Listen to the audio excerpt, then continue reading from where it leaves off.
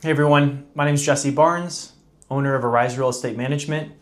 Thanks for coming to our website and watching this video, whether you're on YouTube or one of the other social media platforms. We appreciate it. So something I wanted to go over is a question that I get from a lot of the investors that we manage for and also prospective clients that reach out to us that are either self-managing or have another property management company they're thinking about switching from to us. And that question is why is my property still vacant?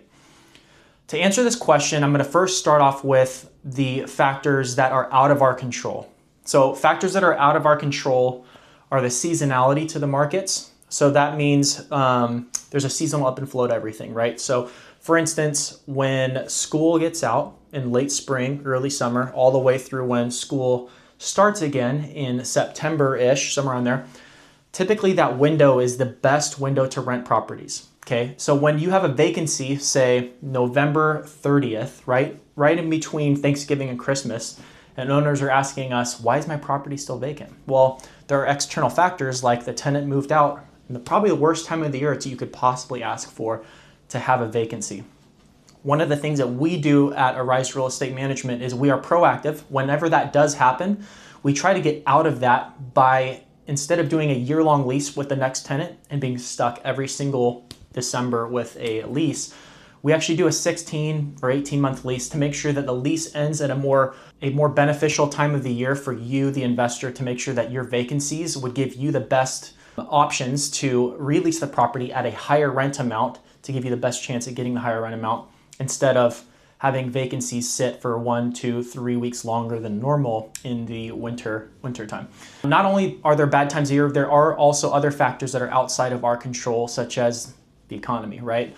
When you go to the grocery store and you see a gallon of milk has gone up, or the gas or has gone up, we are no exception to that. We are not immune to external factors, right? So similarly, if there are people that are roommate situations and they're in college or they have friends living with them while they're working, we noticed that in COVID, we realized there was a lot of people that were renting things at the top dollar. We hardly had to market, things were renting up very quickly.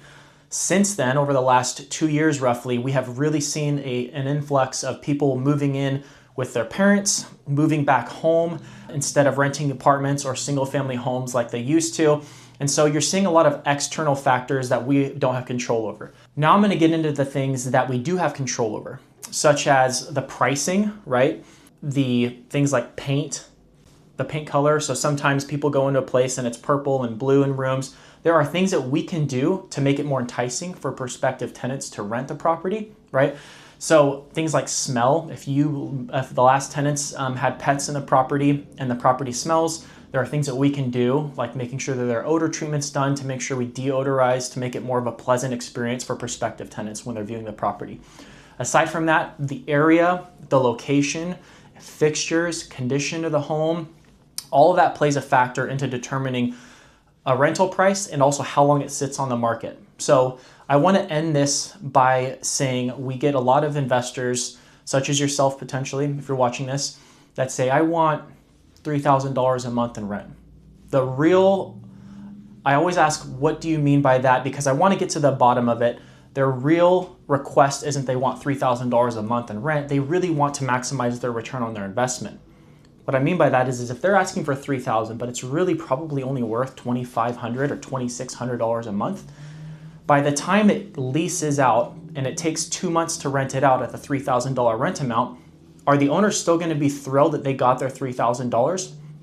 Or are they going to realize that, shoot, if I would have just rented it at the suggested rental price that Arise suggested to me when they pulled external comps, internal comps based off of their portfolio, when they said that $2,500 is more realistic, had I gone with them, they would have rented it probably within 1 or 2 weeks. And over the course of the year, I would have actually benefited and had a better return on my investment had I just lowered it right off the bat and got it rented quicker. So that's another thing that I want to point out to whoever's watching this, is to make sure that you're asking the right questions.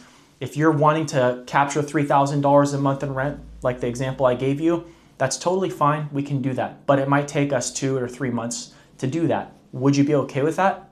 My estimation, if it was me, probably not. So then the real question becomes not what I want for rent, but how do I maximize return over the year 2 years, 3 years, etc.